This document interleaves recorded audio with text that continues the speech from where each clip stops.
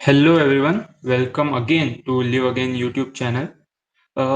इस वीडियो को कंटिन्यू करने से पहले मैं कुछ बातें आपके साथ डिस्कस करना चाहता हूँ। जैसे कि बेनिफिट क्या है, ये जो सीरीज़ हमने स्टार्ट की है, इस सीरीज़ का बेनिफिट हमें क्या मिलता है, what is the purpose of this series, और broadly we can say what is the purpose of live again. Okay, so the answer to this particular question is students nowadays are stressed, anxious about their future, like what the future holds for us. Them they are preparing so hard for NEET examination, और वो MBBS seat उन्हें चाहिए। तो वो लोगों के मन में कुछ सवाल आते हैं उनके प्रिपरेटरी फेज में कि क्या हमें नीट क्रैक कर सकते हैं, क्या हम इतनी मेहनत कर रहे हैं। तो भी कुछ डाउट्स रहते हैं हमारे माइंड में, क्योंकि हमें पता नहीं होता कि हम जो कर रहे हैं वो एकदम परफेक्ट वे में है क्या। तो इस सीरीज द्वारा हम ये बताना चाहते हैं कि जो एक्सपीरियंस स्टूडेंट्स है, जो एमबीबीएस कर रहे हैं, जिन्होंने आपके फेज में जो स्ट्रगल्स उनके भी लाइफ में आते थे, ऐसा नहीं है कि स्ट्रगल सिर्फ आपको ही करना पड़ रहा है, उनके भी लाइफ में आते थे। और क्या होता है कि पर्टिकुलर स्टूडेंट का जो स्टूडेंट फॉलो करता है उसके प्रिपरेटरी फेज में, ऐसा नहीं है कि ज़रूरी कि आप भी वही फॉलो करें, कि आपकी सिचुएशंस अलग होती है, वो पर्टिकुलर स्टूडेंट की अलग होती है। इसलिए हमने ये सीरीज स्टार्ट की है कि आपको नंबर ऑफ स्टूडेंट्स जो कि आज एमबीबीएस कर रहे हैं उनसे मिलवाएं, उनकी स्टोरी आपको बताएं कि उन्होंने क्या-क्या स्ट्रगल्स किए थे उनकी लाइफ में, तो आज वो यहाँ पर है। तो आपको जो भी सूटेबल लगता है इस प्रिपरेटरी, मतलब प्रिपरेशन करने का वे, तो आप उसको फॉलो कर सकते हैं। और लिव अगेन आपको जो प्रोवाइड कर रहा है आप उससे अच्छे से ले सकते हैं। हमारे टाइम पर ऐसा नहीं था कि कुछ ऐसे गाइडेंस एमबीबीएस स्टूडेंट करते हैं, लेकिन आपके टाइम पर ये फ्री ऑफ कॉस्ट अवेलेबल है। और उस टाइम पर जब आप प्रिपरेशन कर रहे होते हैं, आपके माइंड में ये जो सवाल आते हैं, उससे उससे जो क्वेश्चंस आते हैं उसको अच्छे से एग्जीक्यूट, मतलब प्लानिंग कैसे एग्जीक्यूट करना होता है, ये आपको डिसीजंस लेने होते हैं। और वो डिसीजंस हर कोई सही नहीं लेता, इसलिए हर कोई आज एमबीबीएस नहीं कर रहा है। ठीक है, जो लोगों ने ये डिसीजंस को सही से लिया और आज एमबीबीएस कर रहे हैं, उनसे आपको मिलवाएंगे इस सीरीज द्वारा। तो आखिरी तक बने रहिए। तो आज हमारे साथ है Bhavik. Hello Bhavik, how are you? And science, Bhavik, what was your score in NEET? 611. Okay, you were in 2023 NEET giving Yes, sir. student. Okay, okay. So what was your individual score, Bhavik? I got 150 in physics, 155 in chemistry, and 316 in biology. Okay, that's nice. तो भाविक, आपने preparation कैसे किया था तीनों भी subject का, ये So बताइए। actually, this was my third attempt. Okay, था। Uh, in my first attempt, I scored a 497, and at that time, I was in Dr. Phale Medical Institute at Nagpur, and that time I was very overconfident. I was fully dependent on my friends and all the test series and papers. That's why I was not able to clear that one. And in second attempt, I got 515. And in that time, I was very scared for physics. So that time also it was not possible for me. But this time also, in the last 2 months was very scary for me. Like in test series also, I was not able to score above 500. Like my highest score in test series was 500, 495 around something. But somehow I was able to do it. Handle किया उस चीज को कि आज जो student मेहनत कर रहे हैं तो वो कर सके अच्छे से। Actually, my family was very supportive at that time. Like before NEET, like NEET 2023 was in May. So in March, when I came home, I enrolled for Island Test Series. And when I came home, I scored around 490. And at that time, I shared that score with my mother. And I literally cried in front of her. So she came, she consoled me, and she asked. My sister also helped me very much. My father also helped me. Then they also called me a personal tutor. But he also told that last time में ये तो possible नहीं है, जैसा चल रहा चलने दो, इसको इस बार तो नहीं होगा. Then with the help of YouTube, मतलब लास्ट में जो एक क्रैश कोर्स रहता है ना, वन शॉट वीडियो, मतलब मैंने हम्म। पूरा फिजिक्स पूरा वन शॉट वीडियो देखा था एक बार लास्ट 1 मंथ में. और उस टाइम पे मेरे को बहुत सारे न्यू कॉन्सेप्ट्स मिले थे। तो मतलब मेरा फिजिक्स जो है वो पूरा यूट्यूब पे हुआ है। यूट्यूब के वन शॉट वीडियो से पूरा क्लियर हो गया था फिजिक्स में। और तो भी मेरे को नीट के पहले इतना कॉन्फिडेंस था कि लाइक हाँ फिजिक्स तो निकल ही जाएगा मेरा। एंड केमिस्ट्री में मेरे को कोई डाउट था ही नहीं। केमिस्ट्री मेरा मतलब स्टार्टिंग से बहुत स्ट्रांग था, like very confident for that. And biology भी वही था कि मतलब रिविजन कर रहा था, बट स्कोर नहीं आ रहे थे बायोलॉजी में, लाइक इजी क्वेश्चन से भूल जा रहा था मैं। बट समहाउ वही एनसीईआरटी हर बार रोज रोज एक बार मतलब एक दिन में पूरी एक एनसीईआरटी कंप्लीट होती थी मेरी। तो उससे मेरी बहुत हेल्प हुई थी। तो भाविक, आपने बताया कि फिजिक्स मैंने यूट्यूब से किया पूरा, यस। तो इससे हम ये कह सकते हैं कि यूट्यूब से भी हम पढ़ सकते हैं। Yes, fully sure. और भाविक, आपका स्कोर तो बहुत अच्छा था फिजिक्स में, आपने यूट्यूब से फिजिक्स पढ़कर बहुत अच्छा स्कोर किया। या तो बस स्टूडेंट्स ये समझते हैं कि सिर्फ हमें यूट्यूब वीडियो देखने होते हैं या फिर कुछ भी वीडियो देखने होते हैं और रट कर सॉल्व है। क्या ऐसा होता है कि फिजिक्स में हम रट कर फॉर्मूले सॉल्व कर सकते हैं? नहीं, मतलब ये तो मतलब पॉसिबल नहीं है, एक मिथ है। लाइक मतलब फॉर्मल लॉ और एज इट इज अप्लाई कर लो तो पॉसिबल होगा ही नहीं जब तक अपन उसके एप्लीकेशन नहीं समझेंगे। लाइक मतलब अगर मैं कोई भी टॉपिक की वन शॉट वीडियो देख रहा हूँ तो उसके तुरंत बाद मेरे को उसके क्वेश्चन सॉल्व करना बहुत ज्यादा नीड है। लाइक अगर मैं क्वेश्चन सॉल्व नहीं करूंगा तो टॉपिक बस हो गया मेरा, मतलब मेरे सेटिस्फेक्शन के लिए हो जाएगा वो। लाइक फिर पेपर के लिए बिल्कुल नहीं होने वाला है। हम्म। और मेन उसके लिए कि फॉर्मूला शीट्स तो बहुत ज्यादा नीड है उसकी। लाइक हर एक चैप्टर की एक शीट होना ही अपने पास। हाँ लाइक हाँ। अगर अपन वन शॉट भी कर रहे हैं तो बाजू में शीट चाहिए कि कुछ ऐड कर लो उसके अंदर। ओके। तो केमिस्ट्री आपने बताया कि आपका पहले से स्ट्रांग था। हाँ, बहुत सारे स्टूडेंट्स को दिक्कत कहाँ आती है भाविक के इनऑर्गेनिक केमिस्ट्री में। इनऑर्गेनिक उसमें बहुत केमिस्ट्री। सारा याद रखना होता है और हम्म। एनसीईआरटी भी बहुत ज्यादा वास्ट है। ठीक है। इनऑर्गेनिक तो उसको कैसे अच्छे से अप्रोच करना चाहिए, ये बताओ। इनऑर्गेनिक केमिस्ट्री लाइक वास्ट है, बट उसमें ऐसा है कि सब चीज एकदम इम्पोर्टेंट। मतलब अगर जैसे टीचर, मतलब मेरी जो मैम थी प्रधान मैम, वो बहुत ज्यादा मतलब अच्छा, मतलब उनका जो पढ़ाने का वे था बहुत थोड़ा डिफरेंट था। मतलब वो इनऑर्गेनिक रट्टा भी नहीं करवाती थी, कुछ कुछ के नेमोनिक्स बना के देती थी। और उन्हें तो मतलब ऐसा है कि हमको इनऑर्गेनिक केमिस्ट्री पूरा ऐसा पढ़ाई भी नहीं है। एस ब्लॉक उनने बोली थी, मतलब जो मेन मेन टॉपिक्स वो पढ़ाई थी।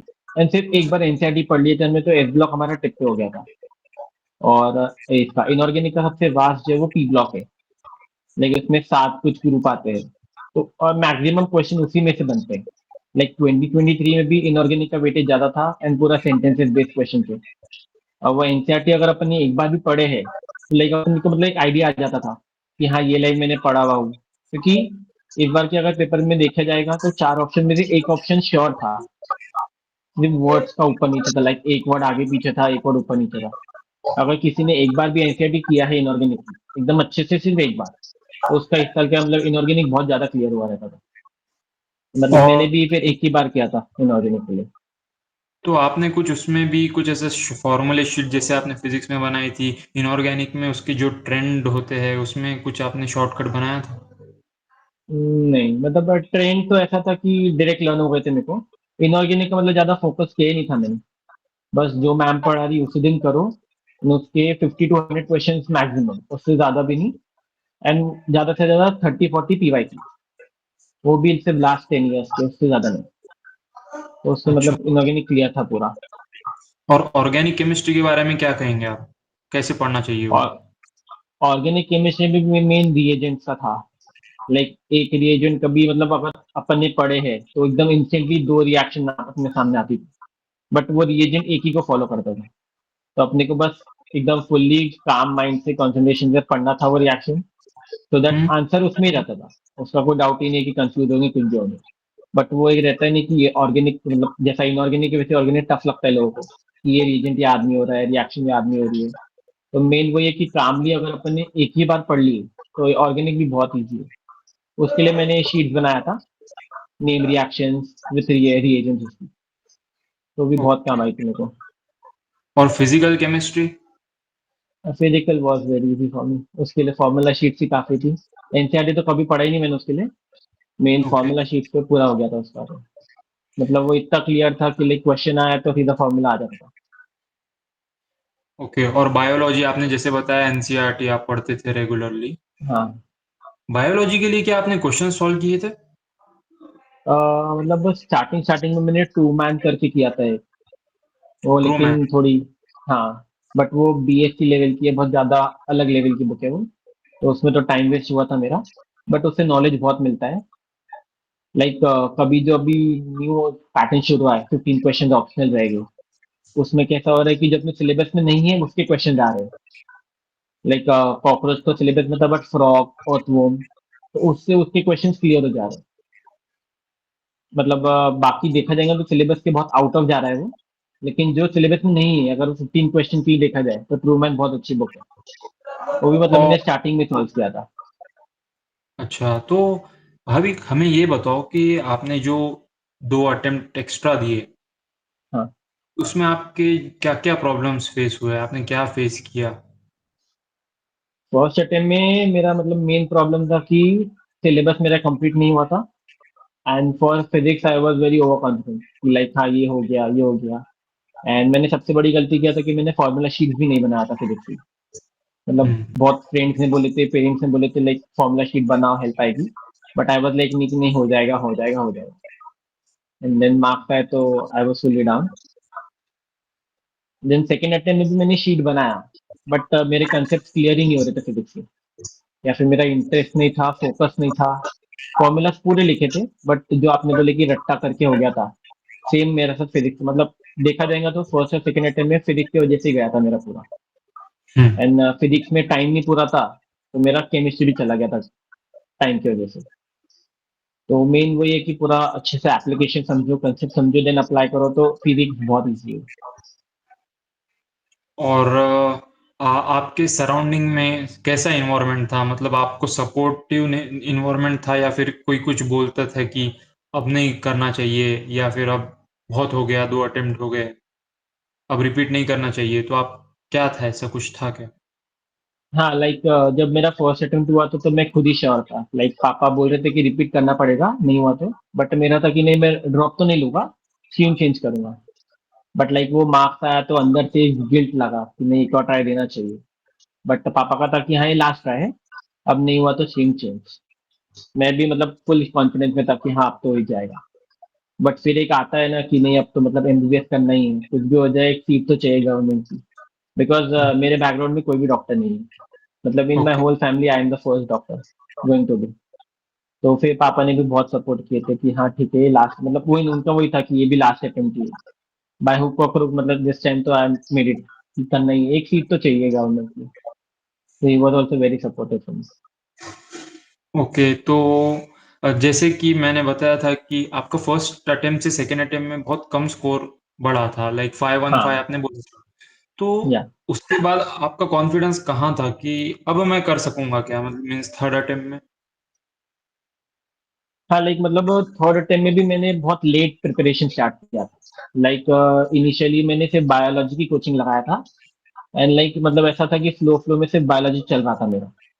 मैंने एक फिजिक्स की ट्यूशन लगाया था, बट वहाँ का एनवायरनमेंट बहुत ज्यादा नेगेटिव वाइब दे रहा था, तो मैंने वो भी ड्रॉप कर दिया था। तो मैंने अराउंड जनवरी, मतलब एकदम सीरियसली प्रिपरेशन स्टार्ट किया था जनवरी 2023 में। एंड एट दैट टाइम था कि अब तो करना ही है। मतलब ना फ्रेंड्स थे, ना फोन था। फोन भी था तो सिर्फ यूट्यूब था उसके अंदर, बाकी सोशल मीडिया वगैरह कुछ भी नहीं था जब टाइम में। मतलब एक अलग ही आइसोलेट हो जाओ, फैमिली से भी सिर्फ रात को डिनर के टाइम पे मिलना था होता था। एंड वो टाइम तो मतलब ऐसा था कि मतलब मेरे पूरे फ्रेंड्स भी क्लियर हो गए थे, मैं अकेला बचा था कि मतलब कुछ प्राइवेट में चले गए थे, कुछ गवर्नमेंट में चले गए थे। एंड दिस टाइम तो मतलब करना ही था। तो भी मतलब जनवरी से जो मेरा अप्रैल तक का, मतलब देखा जाए तो मार्च तक का सीरियस वाला फेज था। फिर मार्च में मैंने टेस्ट सीरीज लगाया, तो उस टाइम पे तो मतलब बहुत ही ज्यादा ब्रेकडाउन हुआ था मेरा, क्योंकि स्कोर बहुत ज्यादा फ्लक्चुएट हो रहा था। इजी क्वेश्चन भी बहुत गलत करके आ रहा था मैं। फिर एट द एंड मतलब कैसे हुआ 1 मंथ में, वो तो अभी मतलब बहुत ज्यादा स्कैरी लगता है, बट निकल गया वो फेज, वो मेन था मेरे लिए। तो लास्ट के 3 टू 4 मंथ्स में आपका स्कोर क्या आता था आपके ट्यूशन के टेस्ट सीरीज़ में? लाइक बायोलॉजी में तो अराउंड मेरा 310 320 आता ही था, उसके ऊपर कभी गया नहीं। एंड कभी कभी तो 220 230 भी जाता था। एंड जो मैंने एलन की टेस्ट सीरीज लगाया था, उसमें तो मेरा मैक्सिमम 500 भी एक ही बार गया है।